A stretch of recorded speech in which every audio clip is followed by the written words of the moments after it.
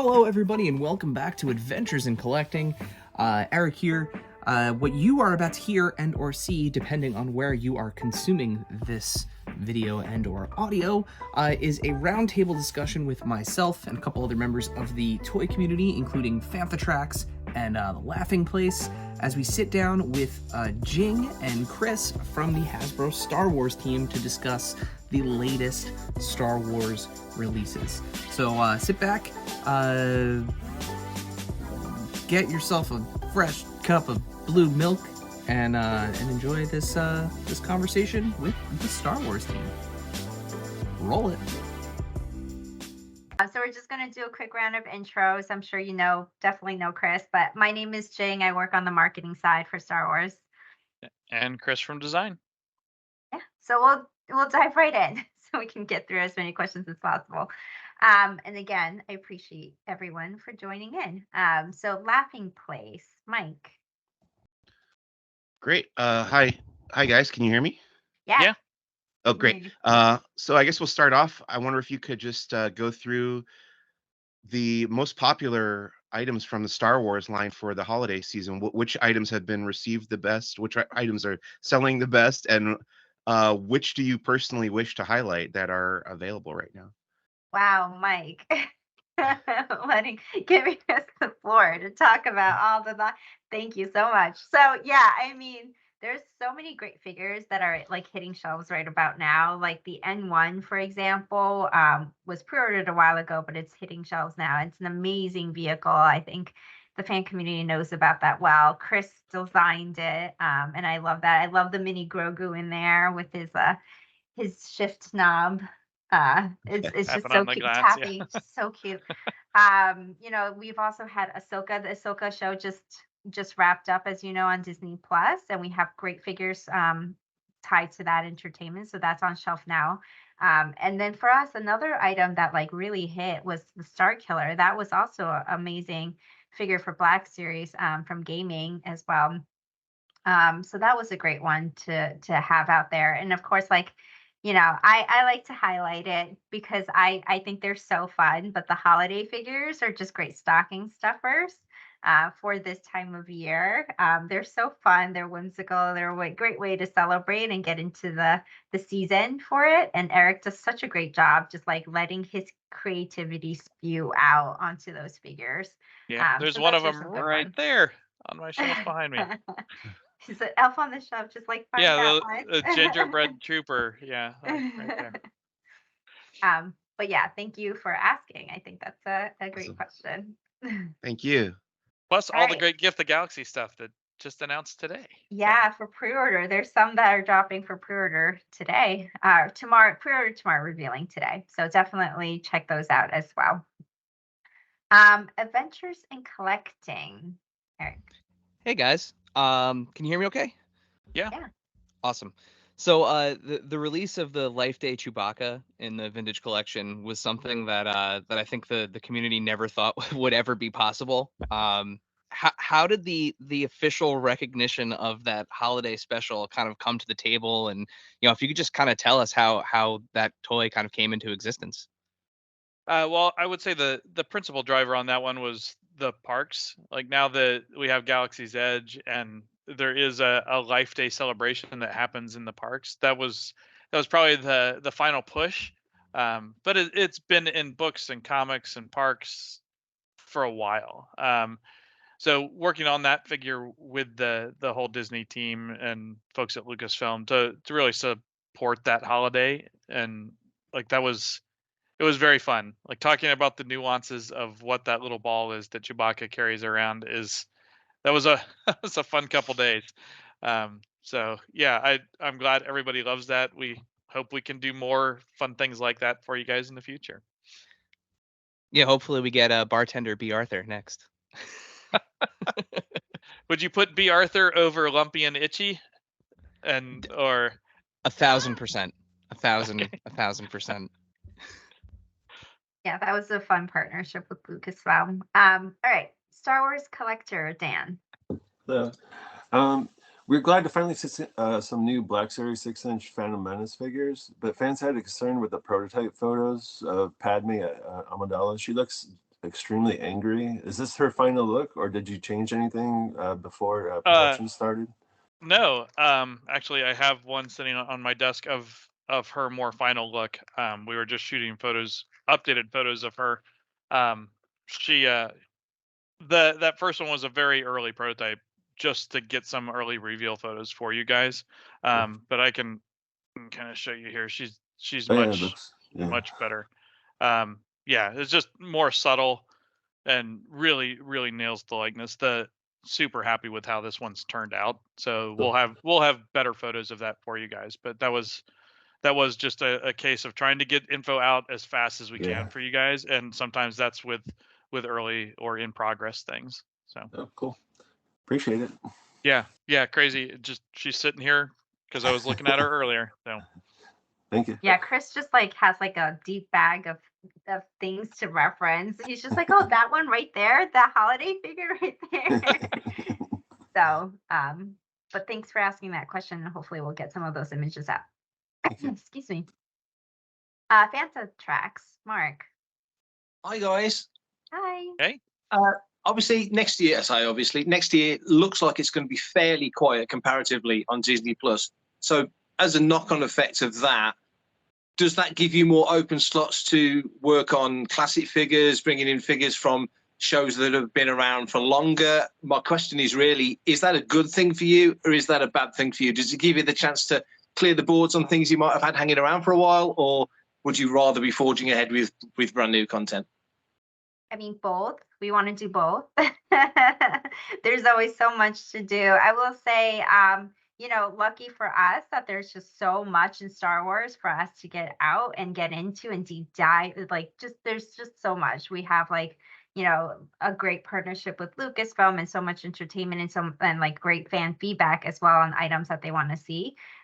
So it'll be fun to see what we're spending our time on and revealing in the next couple months for sure. And definitely stay tuned. But yeah, I think, lucky for us, there's been some great entertainment from Lucasfilm thus far as well.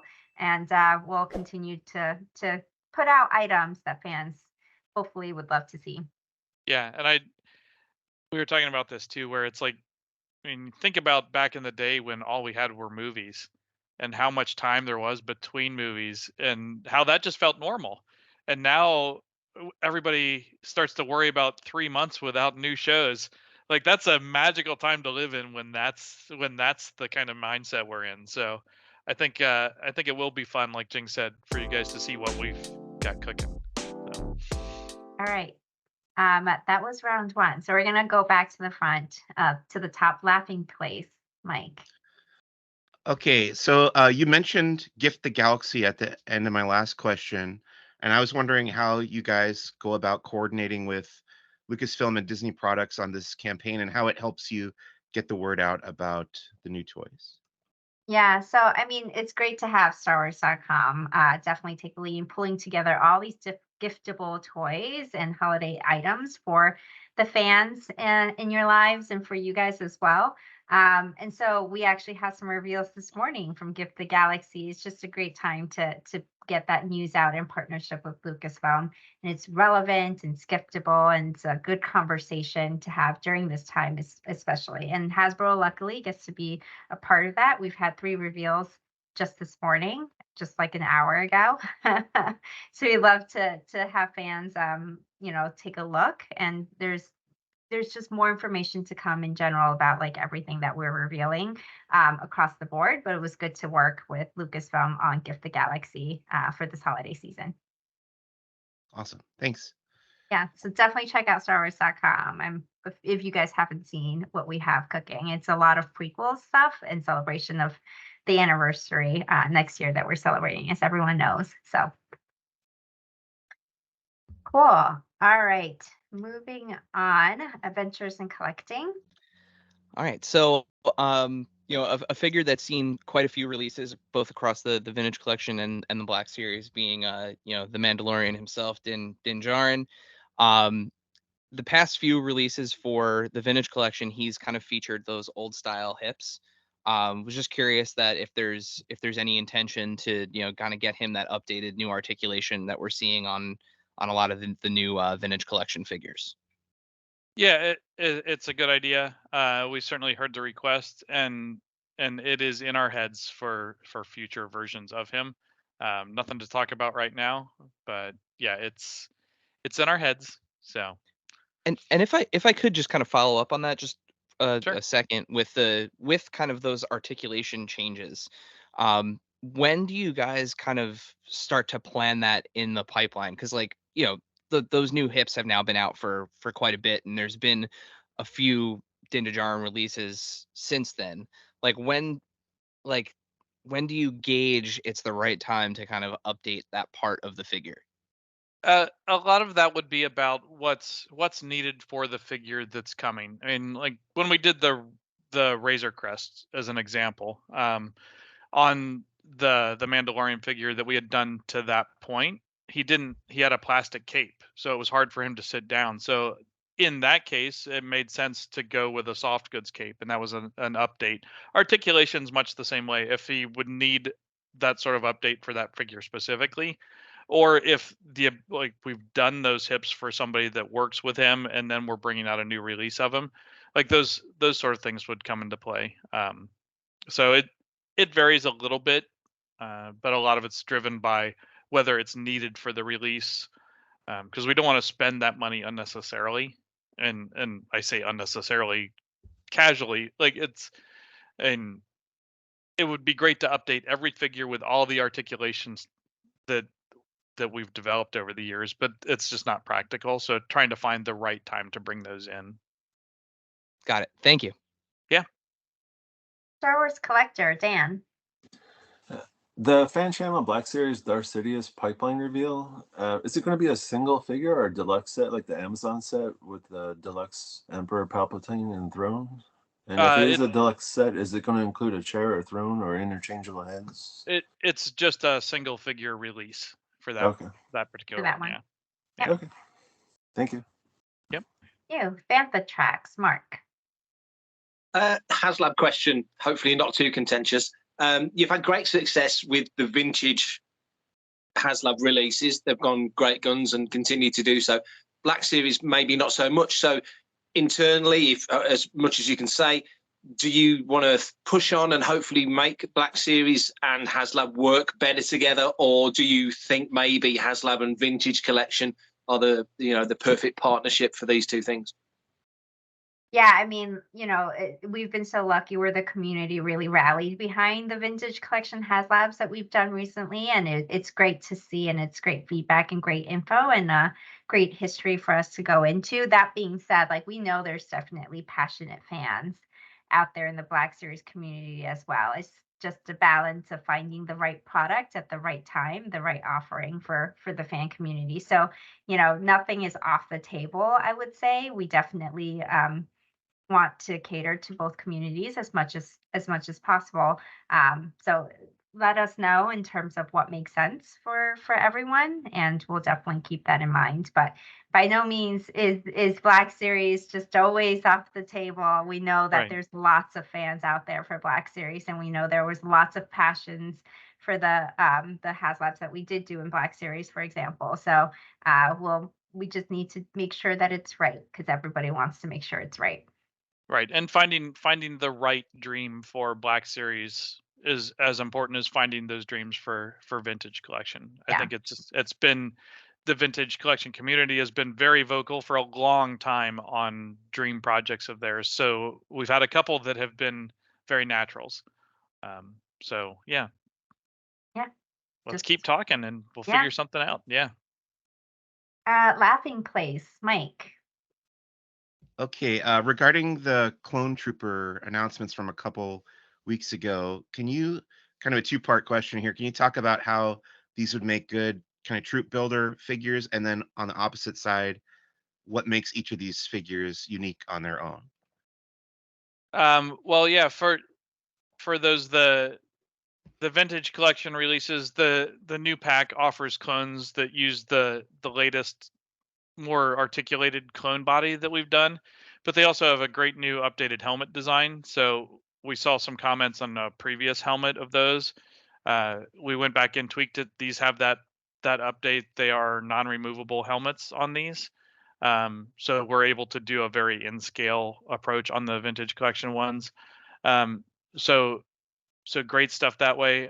For the announcements for Black Series, it's very much the same sort of thing. It's the new body of the Clone Trooper, so a way to get those out for people again to get more of those in the collection and really build those troops up. Awesome. Thanks. Yeah. Thank you. Adventures in Collecting, Eric. So, in previous conversations with the team, you guys have mentioned that you're committed to world building for the vintage collection with playsets and vehicles, but we haven't had an announcement for any playsets since that Endor bunker. Can we expect more playsets in 2024? And if so, tell us a little bit about how you go about selecting which environments to pull these playsets from.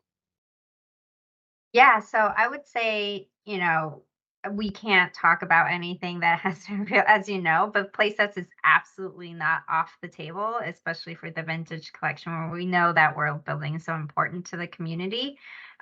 So it's just stay tuned in terms of like what could potentially come down the pipeline, and could be announced in the future. In terms of where we pull from, it's a mix of different things. It's the same thing as what we do for figures in terms of like what's in demand, what are the community telling us that they want to see, what could show up on screen, is it relevant, like Mandalorian during Mando season 3, things like that, like just what makes sense for that moment, what makes sense for the community, and balancing that for when we can get it out in time.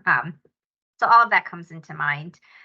So for the vintage collection, it could be new or older entertainment. Nothing's really off the table. Yeah, and I think we've seen some stuff that works.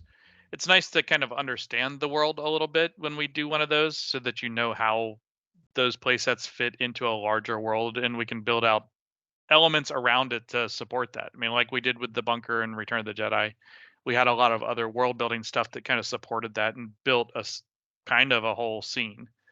So I think that's important too, and to kind of understand and have those other elements to help inform that. Yeah, and I mean, some of the modular nature of the playsets you guys have done in the past have been really great. Like especially like the Tantive 4 hallway. I mean, that Yeah. thing is just awesome because you can flip it around and turn it into different things, Yep. and it kind of just becomes one of those like Star Wars dioramas. It doesn't Yeah, necessarily need to be that ship. That particular one that's our cornerstone of what we compare all of our playsets to, is can it fulfill the same sort of promise that one did? Yeah. So yeah. I mean, Emily did a great job with that, and I think it was so fun to be able to build the modularity in for that one specifically. So yeah, it's good to hear feedback, and it's good to hear from the community what they want to see, but it's definitely not off the table in terms of what we can do more of in the future.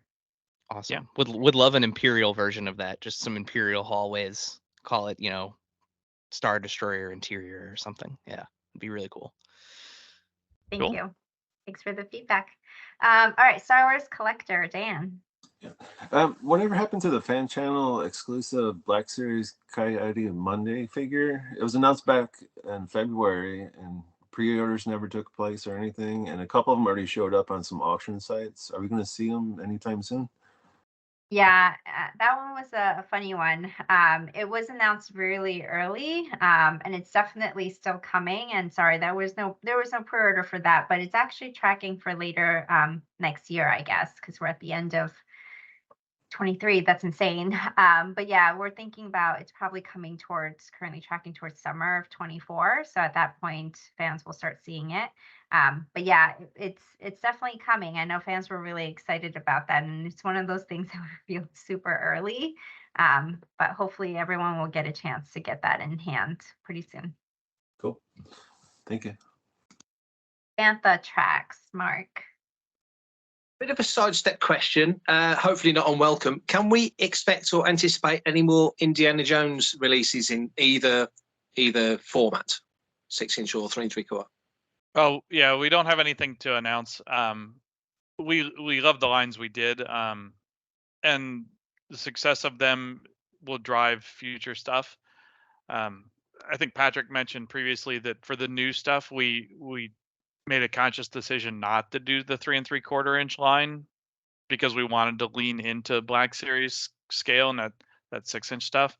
So I wouldn't think that if we would go forward with more, that we would go back on that and do 3 3/4. I would think it would be more 6-inch stuff. But again, nothing to announce on that. So Cool. All right. Laughing place, Mike. So you guys recently announced the droid R46D0 from The Mandalorian, which is a relatively obscure background character from the show. I love seeing the more background and side characters coming out in the Black Series, which tends to favor the central characters. But I'm curious, like, what is the selection process for those type of more obscure characters? Like, how did you go about picking R460 and not like another droid or another side or obscure character from that series? yeah, well, I mean that's one that we kind of had it in our heads that we wanted to do a droid, and we had been playing with our new R2 body, the larger one. Hadn't done an R4 head yet for that Okay. at the time. And that was that showed up in our reference deliveries from Lucasfilm early on as a main character's companion droid. So it made a lot of sense with all that color and stuff on him as a way to do something new. I think that one was also an exclusive, if I remember right. I And think it's a it Walmart. was, Yeah. yeah, and it answered a request to have kind of new and exclusive stuff for that exclusive retailer. So it was kind of all these things coming together and really a way to get a new fun droid in there. So I mean that's the story on that one, but it's a similar thing every time. Yeah. We're always Okay. trying to weave the perfect tapestry of answering a retailer's request, answering fan requests, working with the reference we have, and building things to just make a more complete kind of offering for everybody. Great. Love to see more supporting characters. Yeah, that was a fun one. Adventures in collecting, Eric. So, with the I would say the success of the last two, kind of single pilot vehicles, and Antok Merrick's X-wing and the N1 Starfighter being such popular releases, what would you guys say that means for vehicles of the same or similar class, going forward? Well, I think it's a safe presumption that we will continue doing vehicles. Um, the specifics of that we'll get into as we have more to reveal. But yeah, I mean, vehicles are and will continue, I suspect, to be a large part of any Star Wars show. So, I mean, happy to play in that world. I love it. It's one of my own passions. I get to work on those things. So, yeah, really delivering that kind of detail and continuing the legacy of former designers from Kenner, like Mark and others in those vehicles is really important to us. And without kind of spoiling anything, what's your favorite vehicle? Like, if you could snap your fingers and work on a Star Wars vehicle tomorrow, what would it be? Things that I haven't worked on. Yeah. I think as a dream thing for me would be a sandcrawler. Figuring out how to do a sandcrawler that is remotely approachable for everybody would be fun. But I personally just love the construction of that and kind of the background of it. But all the vehicles I've gotten to work on, the N1 was a blast. I mean, Razor Crest, the Ghost, like those things are just those. Any one of those is a once in a career sort of thing, and then it has just been the continual rhythm of those things, thanks to the great shows we're getting. So yeah, I mean, I've already done my dream projects. I get to continue doing more. That's awesome. And I'm sure it's amazing getting to work with like all the reference materials and like, seeing kind of the guts and nuts and bolts and stuff from Lucasfilm. It's the vehicle, lore is just so awesome. Yeah, agreed. Yeah.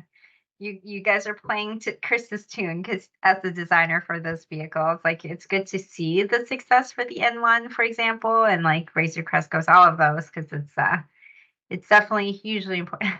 There you go. Actually, I have one too, sitting back there. And Chris is probably like, here. Oh, mine's up top. You got to go higher to get that one. That's up there.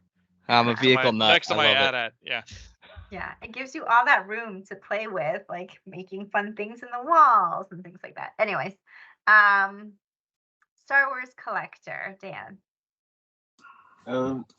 I think you guys touched on the subject before about the oversized vintage collection helmets on Troopers and Mandalorians. Are you guys going to give up on the removable helmets and just have interchangeable heads?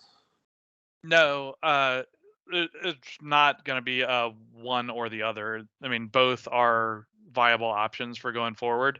And I know it's a passionate discussion, and everybody on both sides of the fence thinks their way is the perfect way. Yeah. So we don't want to say like one way is right and one way is wrong. I mean, we love both, and they just have different play and posability and all of those sorts of things. So we'll continue to do both, I would say. And sometimes we'll prioritize a removable helmet versus a swappable, but it's not a hard and fast line one way or the other. Okay, thanks. Yeah. Yeah, and it's a really passionate discussion in the community. So I think definitely like continue to let us know what the fans want to see, because we definitely want to hear about it as well from you guys. Yeah. Fantha tracks. Mark.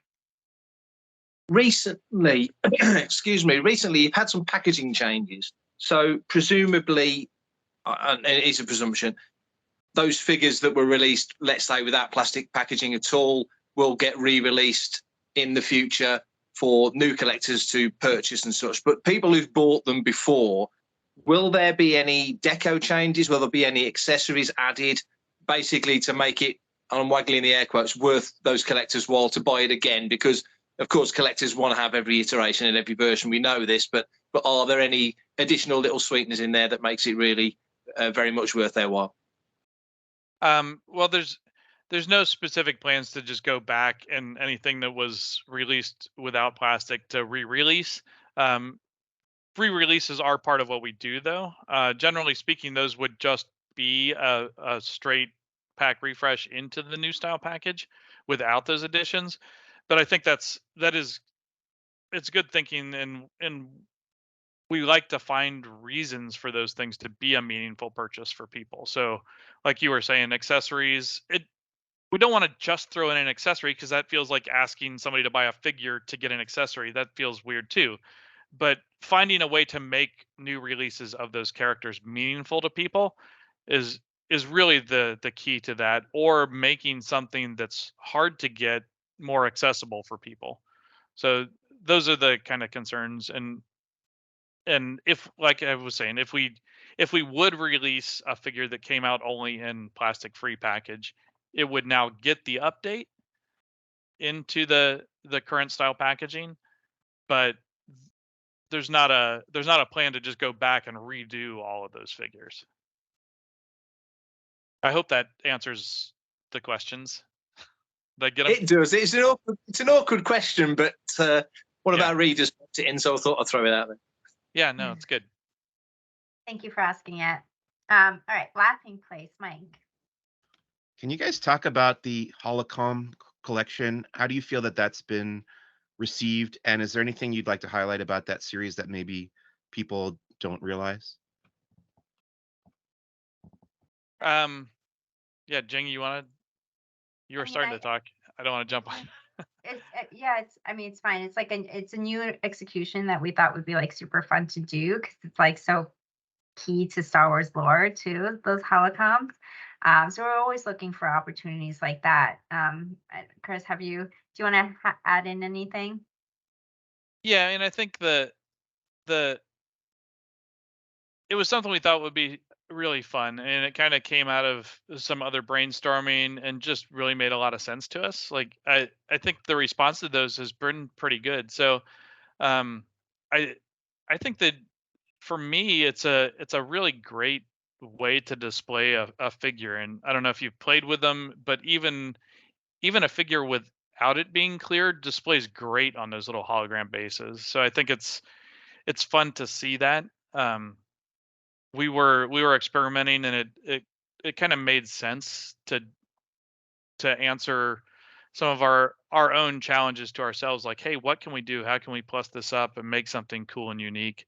So Yeah. yeah, The different lighting modes, for example, the team talked quite a bit about that. And I think honestly, what came about also is just like us as fans on the team was like, it'd be so cool if we could have a hologrammed figure sitting on our yeah. shelf. Yeah. So Well, and I think too, when we were doing that, it was coming out of the show when we were like bounties. I mean that's kind of how we meet the Mandalorian is a whole bounty thing. So thinking of those figures as kind of FOMO figures or chase figures, and kind of the figures themselves for fans are kind of a bounty, and playing into that and throwing a bounty value on them in universe kind of thing. It was all a fun way to play. Thanks. adventures in collecting. Eric. So before I get to, I had a fun holiday question for you guys, but something just kind of popped into my feed from some of our followers. So if you don't mind, if I ask one question that wasn't on my list, and it involves the two of the new Black Series releases, so the Shin Hati and Balin Skull figures. A lot of people are concerned about kind of the height discrepancy with those. If you could just, in the design process, how do you guys determine when you're, designing these figures, how they kind of scale to the talent or the actor's height in real life? Well, with that sort of thing, we usually have scan data from the production, from our partners at Lucasfilm, so we know exactly how they are relative to each other, and sometimes we'll take that and if it feels very divergent from what feels right, sometimes we'll tweak that a little bit just to compress scale, so that like the tallest character and the smallest character can change a little bit to get closer to each other. But we try and be very authentic across the lines. Um, TVC, just because of the nature of its scale in general, tends to see a little more compression. But even there, we're trying to be pretty good.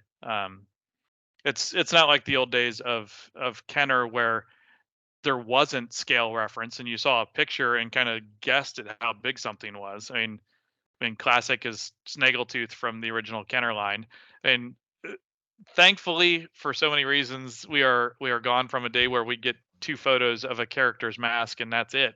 Now we have a wealth of info to work from, and sometimes like we get reference images of characters standing next to a height stick, so we can tell that we get scan data in most cases of the actors on set in costume. So all that kind of comes together to really develop the scale.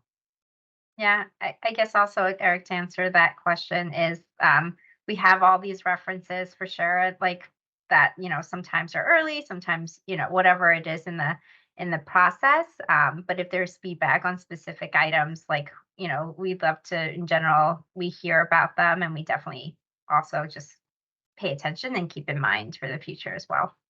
Yeah. Thank you, guys. And yeah, and I'll preface all of those comments by saying we are human and we will make mistakes. Yeah. Please call us on it and let us know, and we will do what we can to fix things. So yeah, I mean we have more info and more ability to make less mistakes than ever, but like I said, we're human, we make mistakes. So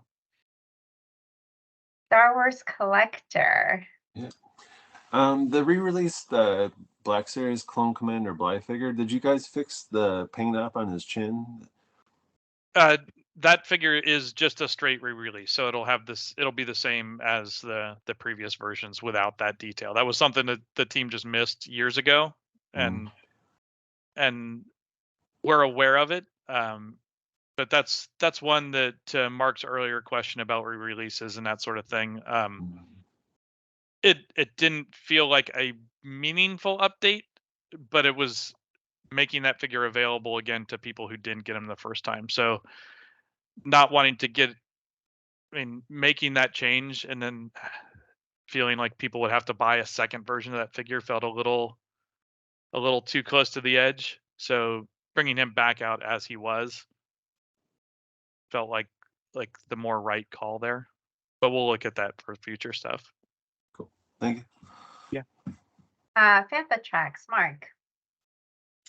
I've got a retro collection question, but it's a bit of a vanilla question. But as we've been talking, another kind of questions come to mind. Obviously, the original sculpts, or the modern versions of, if that makes sense. And so you put out a wave of Star Wars Empire or Jedi or whatever it is. Mm-hmm. But when you do new figures, a Mando wave, an Ahsoka wave, a Book of Boba wave, whatever, when you look at the original figures from back in the day, there's a distinct difference between, let's say, a Han Solo from Star Wars, a Han Solo from Empire and Jedi. The quality of sculpt seems to progress as it moves on. With the retro collection new sculpts that you would do, what iteration of those three films would you describe your level of sculpt at, if that makes any sense? Because it absolutely does. No, it is a clear, like, I have a clear answer for you, and that is, when I approach these things, the aesthetic is tail end of Empire, beginning of Jedi, that era. It's a slightly more evolved state of sculpting and detail than we saw with those very early New Hope figures. But I feel like at the end of like the Power of the Force stuff, it got very far into stuff that it was a more modern figure, and I feel like it's still classic Kenner, but it's not as core classic Kenner in my head. So my direction has been, as I'm working on those, to look at that kind of late Empire era stuff. And I think there'll be figure examples that I'll play with from earlier or later to try and push things a little bit, and like, oh, hey, well, technically we can do this and we can do that. I think you guys will see on the episode 1 figures that just came out today, the images of, we did some of that stuff where the battle droid in there has thinner legs, and we've done some stuff on him that is more reminiscent of like Eve 99 and some of the later figures. But that's just because we didn't want to get him so stylized. We wanted him to still feel kind of right. So it's just kind of having the knowledge of all that stuff and navigating the pathway and picking apples off the right trees as we go. brilliant. Great. All right. Thank you, everyone. I think those are the questions from everyone. I will say that if you haven't already, go to StarWars.com and check out the new Gift the Galaxy reveals from earlier today. They're so fun and they're a great celebration to the prequels. But yeah, from there, thank you again for spending time with us. And we love to talk Star Wars, and having an opportunity to do it with you guys right before the holidays is definitely a treat. So for everyone out there, whatever you're doing, happy holidays. And we definitely hope to talk to you soon in the new year. Thank you so much, guys. Thank you. Thanks, guys. Yeah. Thanks, Thank everyone. you guys. Always fun. See you guys. Thank you. All right, bye. Bye. Take care.